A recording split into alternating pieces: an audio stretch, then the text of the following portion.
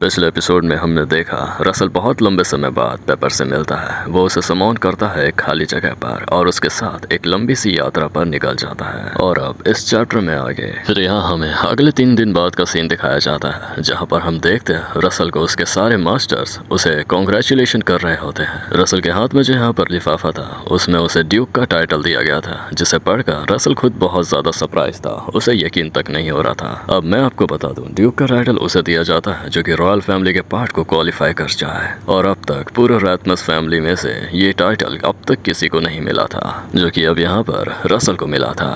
और एंटीमैन का फाउंडिंग मेज जो कि 8 सर्कल पर था, यहाँ तक कि उसे भी मार्कियस का ही टाइटल गारंटेड किया गया था, जबकि वो रेमन परिवार का हेड था। फिर रसल की वाइफ हकीकत उसके गालों को खींचते हुए उससे कहती है, ऐसा लगता है कि तुम्हें इस बात पर यकीन नहीं हो रहा। और फिर वो बताती है, वैसे हिज मैजेस्टी के इस डिसीजन से मैं तो खुद शॉक थी। फिर मिस डारिया वहीं कहती है, हिज मैजेस्टी ने जब ये डिसीजन लिया तो वहाँ पर जो भी सभी लोग थे वो खुद बहुत ज्यादा शॉक्ड हो गए थे, ऐसा मानो कि सबके सब जम चुके हो। फिर तभी प्रोफेसर भी कहते हैं, लेकिन इस चीज के कोई भी खिलाफ नहीं था, सब जानते हैं तुम इस चीज के कितने ज्यादा काबिल हो। और वहीं बगल में खड़े वर्मिले नेल्सन मुस्कुराते हुए कह रहे होते हैं, ऑफ कोर्स ऑफ कोर्स। फिर तभी मिस डारिया रसल से कहती है, तो क्या अब हमें आपको द ग्रैंड ड्यूक कहकर बुलाना चाहिए? जिसमें रसल शर्माते हुए कहता है, नहीं नहीं, इसकी कोई जरूरत नहीं है।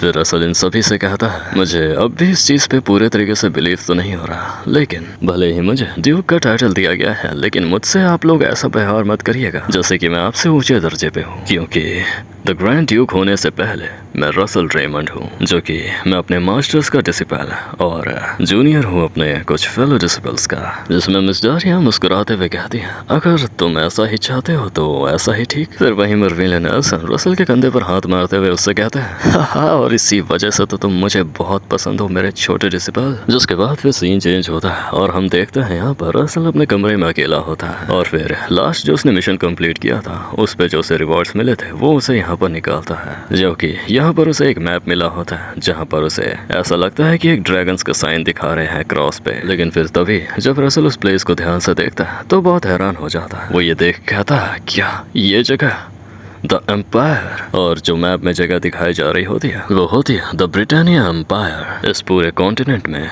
एक लौती एक एम्पायर जो कि काफी लंबे समय से इस एंडीमैन के विरुद्ध है। यहाँ पर शायद हमें ये बताया जाता है ये ब्रिटानिया एम्पायर जो है जो कि एंडीमैन से अपोजिट साइड में है, मतलब कि दोनों की नहीं बनती और दोनों आपस में लड़ाई टाइप वाला सीन। फिर साथ ही रसल हमें यहाँ पर ये कहते हुए बताता है कि और अभी इस वक्त एम्पायर्स की तबीयत हालत भी कुछ ज्यादा खराब चल रही है, और साथ ही में इंपीरियल प्रिंसेस के बीच में जीते जाने वाली लड़ाई अभी ही शुरू हुई है। और इसी के साथ एम्पायर के अंदर घुसने के लिए तुम्हारे पास एक आईडी भी होनी चाहिए। फिर असल इसी बात से काफी ज्यादा परेशान होकर बेड में लेट जाता है और फिर कहता है, इतनी सारी जगहों में से इसे एम्पायर ही होना था क्या?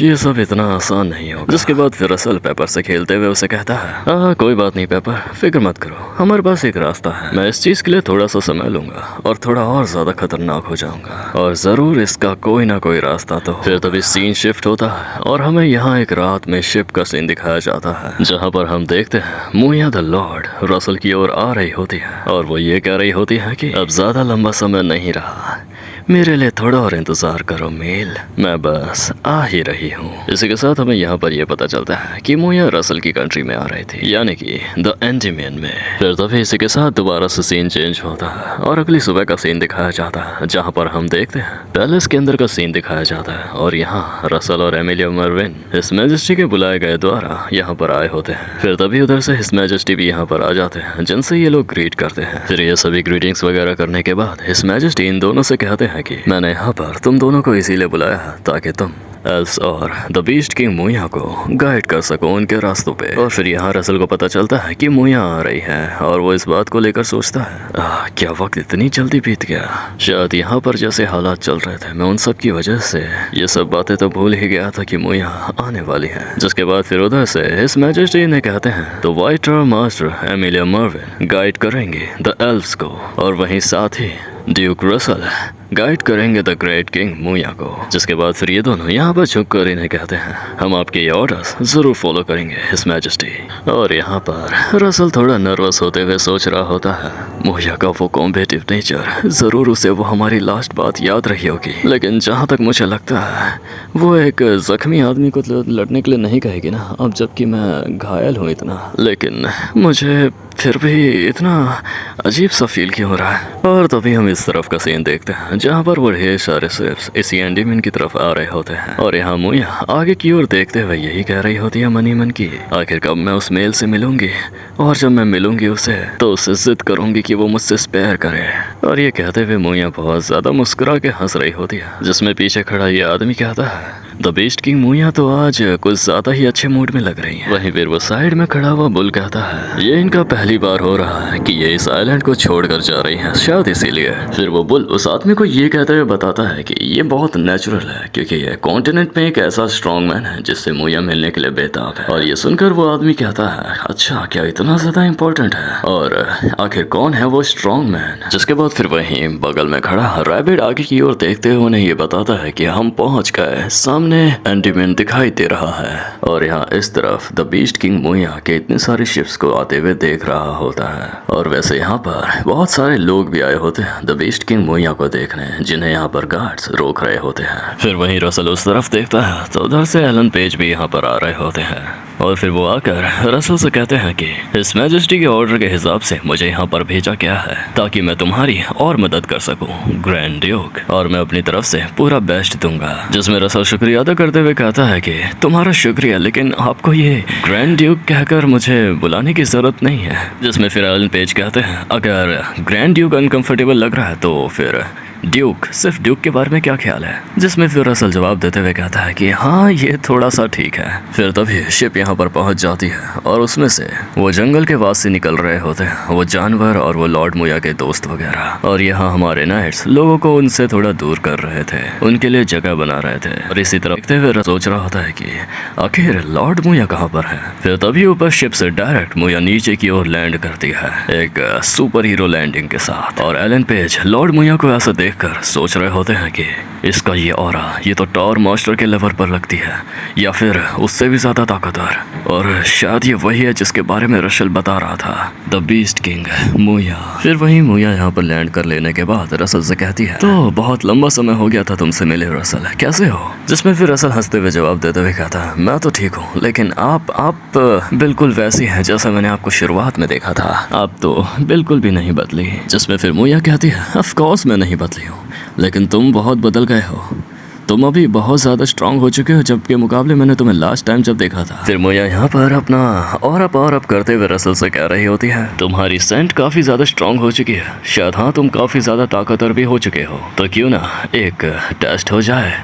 जिसमें रसल घबरा कर जवाब देते हुए कहता है कि अरे आप प्लीज़ थोड़ी सी दया दिखाइए, मैं थोड़ा इंजर्ड हूँ अभी। जिसमें मुया मायूस हो जाती है और उससे कहती है, क्या कहा तुम इंजर्ड हो, तो अब लगता है मेरे पास अब कोई और ऑप्शन नहीं है, इस मैच को फिर यहीं पोस्टपोन करना होगा। फिर तभी रसल इनसे कहता है कि लॉर्ड मुया, लेकिन सबसे ज़्यादा इम्पोर्टेंट बात यह है कि क्या आप अपने इस ऑरा को कम कर सकती हैं, क्योंकि ये यहाँ के सभी लोगों को बहुत ज़्यादा खतरे में डाल रहा है। और यहाँ हम देखते हैं लॉर्ड मुया के इस ऑरा से यहाँ के सभी लोगों पर बहुत ज़्यादा नेगेटिव असर पड़ रहा था। वो बहुत ज़्यादा वीक होकर इस चीज़ को सहन ना कर पाकर ज़मीन में गिर चुके थे और कुछ तो बेहोशी हो चुके थे। फिर तभी सीन स्विच होता है और हम देखते हैं सभी का सभी वो नाइट्स उन लोगों को जो कि शिप से आए थे लॉर्ड मुया के साथ ही जंगलवासी, उन्हें वो एक रहने की जगह देने के वास्ते एक जंगल में ले जा रहे होते हैं। फिर जैसे ही यहाँ पर मुया को पता चलता है कि उन्हें एल्स के साथ रहना होगा, वो थोड़ी सी इस बात से चिढ़ जाती है और फिर असल से कहती है, क्या कहा तुमने, हमें अपना ये जंगल उन एल्फ्स के साथ शेयर करके रहना पड़ेगा, ये तो हमारे डील में नहीं था। फिर रसल मुस्कुराते हुए उन्हें बताता है कि ये एबेट फॉरेस्ट पूरे एंडीमैन में सबसे ज्यादा बड़ा जंगल माना जाता है, जिसमें कि दोनों प्रजाति आसानी से रह सकते हैं बिना कोई परेशानी के। फिर मुया कहती है, नहीं आखिर में ये परेशानी वाली बात नहीं है मेरे लिए। दरअसल ऐसा है कि वो बहुत बोरिंग होते हैं और मैं ऐसे लोगों के साथ नहीं रह सकती जो कि बहुत शांत, दयालु, प्यार मोहब्बत करने वाले जैसे हैं। फिर वहीं रसल मुइया से दोबारा कहता है, देखो अगर तुम इन एल्फ्स के साथ प्यार मोहब्बत से रहोगी तो मैं ये चीज का वादा करता हूँ कि मैं तुम्हारे लिए एक स्पेयरिंग पार्टनर लाऊंगा जो कि तुम्हारे साथ मैच करेगा। और ये बात सुनकर मुइया बहुत ज्यादा खुश हो जाती है और वो उससे कहती है, अरे वाह वाह, क्या ये तो बहुत अच्छी बात है, तुम पक्का वादा करते हो ना मेल। जिसके बाद फिर मुइया एलन पेज की ओर हाथ दिखाते हुए कहती है, लेकिन रसल अगर वो तुम्हारे लेवल का नहीं हुआ तो कम से कम इनके लेवल का होना चाहिए जिसके साथ मैं स्पेयरिंग फाइट करूंगी, तभी तो आखिर मजा आएगा। और फिर मुइया एलन पेज के पास आकर उन्हें स्मेल करते हुए रसल से कह रही होती है, कुछ तो अजीब है, इनसे वैसी महक नहीं आ रही जैसी तुमसे आ रही थी रसल। और मुइया के ऐसा एलन पेज को स्मेल करते हुए एलन पेज बहुत ज्यादा शाय हो रहे थे। फिर मुइया की यही बात सुनकर रसल कहता है, आखिर क्या मतलब है तुम्हारा। जिसके बाद रसल सोचने लग जाता है कि तो जैसा कि रिकॉर्ड्स में था, अगर वाकई में वो सच है तो जो फर्स्ट बीस्ट किंग फेनरिर थे वो ड्रैगन ब्लड लाइन के थे, और अगर ऐसा ही है तो मुइया बेशक एक ड्रैगन सेंट को स्मेल कर सकती होंगी। और असल मुइया की तरफ देखते हुए ऐसा सोच ही रहा होता है कि फिर मुइया उसे छेड़ते हुए कहती है, क्या बात है, तुम मेरी तरफ ऐसे क्यों देख रहे हो, क्या तुम कहीं मेट तो नहीं करना चाहते। ये बात सुनकर पीछे एलन पेज बहुत ज्यादा शॉक्ड हो जाते हैं और फिर इधर रसल कहता है, जिसमें यहाँ रसल परेशान हुए कहता है, ऐसा कुछ भी नहीं है, चलो आगे बढ़ते हैं। और फिर यहाँ पर वो सभी एबेट फॉरेस्ट के जंगल में आ जाते हैं। देन यहाँ एमिलिया मर्विन रसल को कांग्रेट्स करते हुए कह रही होती है कि तुम्हें बहुत बहुत कांग्रेचुलेशन, तुमने ड्यूक का टाइटल हासिल कर लिया, योर ग्रेस। और माफी चाहूंगी मैंने ये पहले ध्यान नहीं दिया। जिसमें रसल कहता है कि तुम्हारा बहुत बहुत शुक्रिया वाइट टॉर मास्टर, लेकिन आप मुझसे कैजुअली बात कर सकती हैं बिना ड्यूक कहे। फिर वही यहाँ पर मुइया एमिलिया मर्विन के काफी क्लोज आ जाती है, उसे कहती है, ओह ये यंग फीमेल तो बहुत ज़्यादा ताकतवर लगती है। और एमिलिया मर्विन उसे अपने ऊपर ऐसा देख बहुत नर्वस महसूस करती है। वो कह रही होती है, ये कैसा रूड बिहेवियर है। फिर वहीं उधर से लेडी इलो और उसकी माँ अरेन आती है, जो कि आते आते इनसे कह रही होती है, ओह तो ये है हमारे नए पड़ोसी, आप सभी को यहाँ पर स्वागत है। फिर यहाँ पर लेडी इलो वो करते हुए रसल से कह रही होती है, लॉर्ड रसल बहुत लंबा समय हो गया था आपसे मिले। फिर वहीं लॉर्ड मुइया अचानक से उनके काफी करीब आके उनके ऐसे पैने कानों को देखते हुए उनसे कहती है, ओह वाह, इनके ये पॉइंटी ईयर्स कितने ज्यादा इम्प्रेसिव हैं। और वहीं पीछे से रसल मुइया को आवाज देते हुए झिझकाहट में कह रहा होता है, देखिए लॉर्ड मुइया, उन्हें ऐसे पॉइंटी ईयर्स कह के मत बुलाइए। फिर लॉर्ड मुइया लेडी हिलो की ओर पॉइंट आउट करते हुए रसल से कह रही होती है कि लेकिन मेल, ये पॉइंटी ईयर फीमेल तो बिल्कुल ही तुम्हारी तरह स्मेल कर रही है। और लेडी हिलो ये बात सुनकर थोड़ी शर्मा सी भी जाती है और सरप्राइज होते हुए कह रही होती है, क्या मैं उसकी तरह स्मेल कर रही हूँ, ये कैसे हो सकता है। फिर वहीं मुइया अपनी चमकती हुई आंखों से लेडी हिलो की तरफ देखते हुए उससे कह रही होती है कि ओह तो वो तुम हो जो कि मेल के बाद है, तुम्हें क्या लगता है मैं रसल को ऐसे ही छोड़ दूंगी।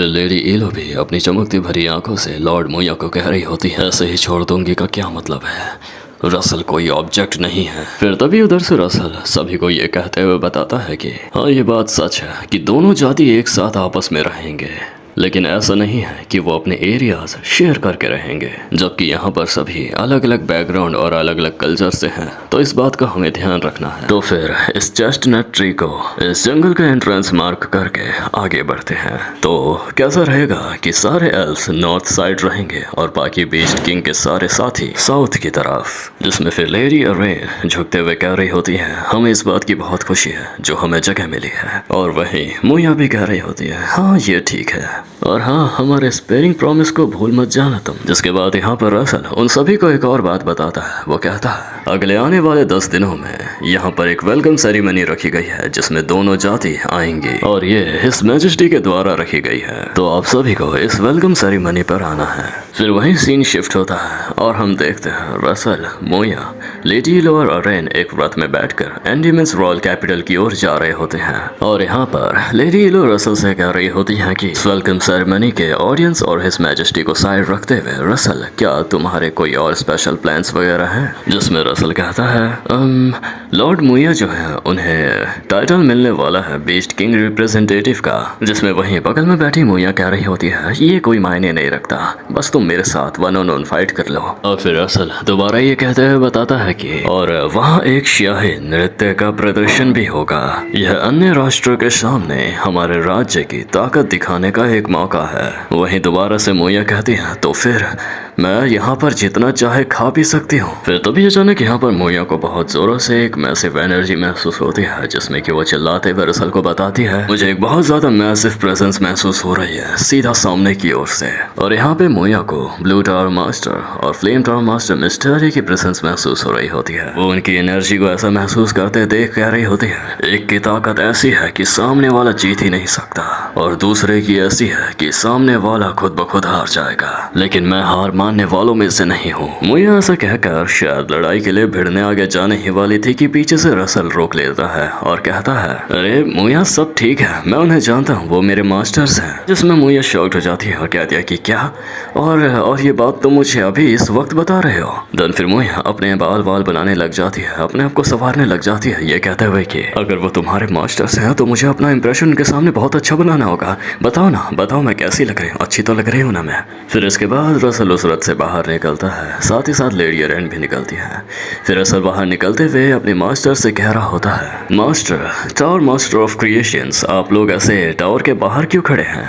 जिसमें फिर मिस डारिया कहते हुए बताते हैं कि हिज मैजेस्टी ने हमें पर्सनली भेजा है, जिससे कि हम अपने गेस्ट का अच्छे से स्वागत कर सके, उन्हें ग्रीट कर सके। फिर ब्लू टावर मास्टर आए हुए गेस्ट से कहते हैं, आप सभी का एंडीमेंस के रॉयल कैपिटल में स्वागत है। मेरा नाम हेमिंगवे है, टावर मास्टर ऑफ क्रिएशन। और फिर मिस डारिया अपने आप को इंट्रोड्यूस करते हुए बताती है, मैं डारिया हूँ, टावर मास्टर ऑफ फ्लेम्स। फिर लेडी एरेन एक हल्का सा बो करते हुए उनसे कहती है, टावर मास्टर ऑफ फ्लेम्स, ये बहुत सौभाग्य की बात है कि मैं आपसे दोबारा मिल पा रही हूँ, और मैं आपका एहसान कभी भी नहीं भूलूंगी जो आपने किया है। मेरी बेटी सिर्फ और सिर्फ आपके द्वारा बचाई गई, मैं आपकी सच में बहुत शुक्रगुजार हूँ। और मेरा नाम एरेन है, व्हाइट एश ट्री ट्राइब की लीडर मैन्योर। और फिर ये बात सुनकर मिस डारिया कहती है, एहसान मानने वाली कोई बात नहीं है, सब ठीक है, इट्स ओके। फिर यहाँ रसल के पीछे मोया छुपी हुई होती है, जिसे देख मिस डारिया कह रही होती है, और अब तुम कौन हो?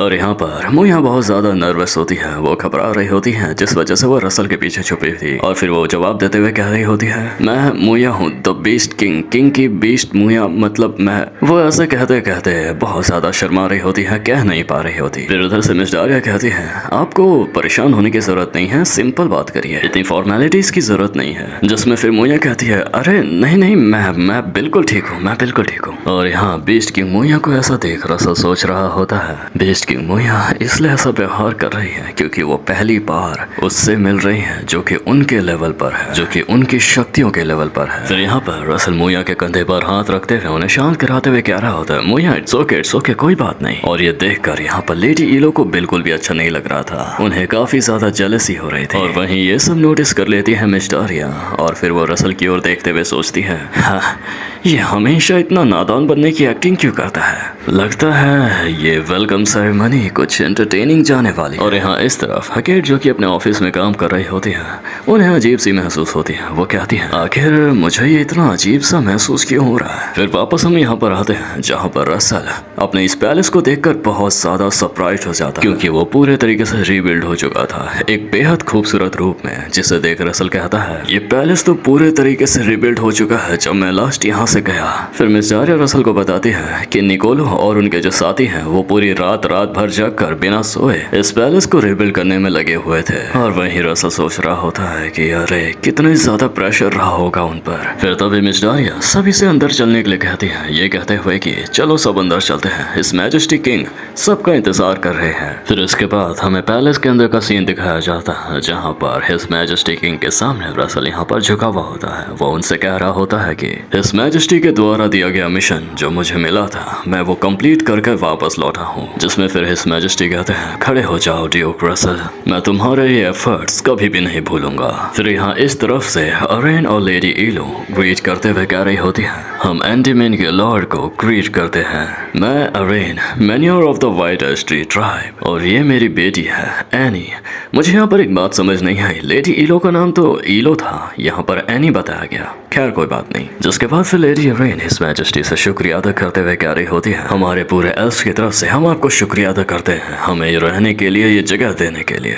जिसमें फिर हिज मैजेस्टी कहते हैं, मुझे उम्मीद है कि हमारे पड़ोसी यहाँ पर एकदम कंफर्टेबली रहेंगे जब तक ग्रेट फॉरेस्ट ठीक नहीं हो जाता। और यहाँ पर मुया, जो कि उन्हें झुककर ग्रीट करना चाह रहे थे, लेकिन वो इतनी ज्यादा नर्वस थी कि ढंग से बोल भी नहीं पा रही थी। वो बोलती है, मैं Muya the king of the beast king, greet to the lord, I mean greet to the Andyman lord. नहीं, मैं रेस्पेक्टफुली ग्रीट करती हूँ। फिर तभी रसल मुया के लिए हिज मैजेस्टी से कहता है, माफ कीजिएगा हिज मैजेस्टी, ये थोड़ी अभी नई नहीं है यहाँ पर। जिसमें उधर से हिज मैजेस्टी कहते हैं, अरे कोई बात नहीं, मैं समझ सकता, और वैसे हम भी बीस्ट किंग के कल्चर को नहीं अच्छे से जानते। फिर इसके बाद हिज मैजेस्टी किंग मुया को कहते हैं, इस वेलकम सेरेमनी होने के दौरान एबनॉर्मलमेंट सेरेमनी भी रख दी जाए, आपका क्या ख्याल है? और ये बात सुनकर मुया बहुत ज्यादा शॉक्ड और सरप्राइज्ड हो जाती है। जिसमें फिर मुया के बगल में रसल उसे बताता है कि क्या कहना है। रसल कहता है, तुम्हें अब बोलना है, मैं आपकी आज्ञा स्वीकार करता हूँ। फिर मुया कहती है, मैं आपकी आज्ञा स्वीकार करती हूँ योर मैजेस्टी। फिर उधर से हिज मैजेस्टी कहते हैं, तुम्हारा शुक्रिया इस शेड्यूल को एग्री करने के लिए। वहीं यहाँ से मुया भी दोबारा कहती है, आपका भी बहुत बहुत शुक्रिया योर मैजेस्टी। और मुया ऐसे कहकर मुंह लटका लेती है, मायूस हो जाती है। और असल उन्हें देख सोच रहा होता है कि कोई बात नहीं, शायद मुझे इन्हें सिखाना होगा। और मुया के लिए यहाँ पर सब कुछ नया नया था, इसलिए वो इतनी ज़्यादा नर्वस थी और उन्हें अच्छे से बात भी नहीं करना आ रहा था।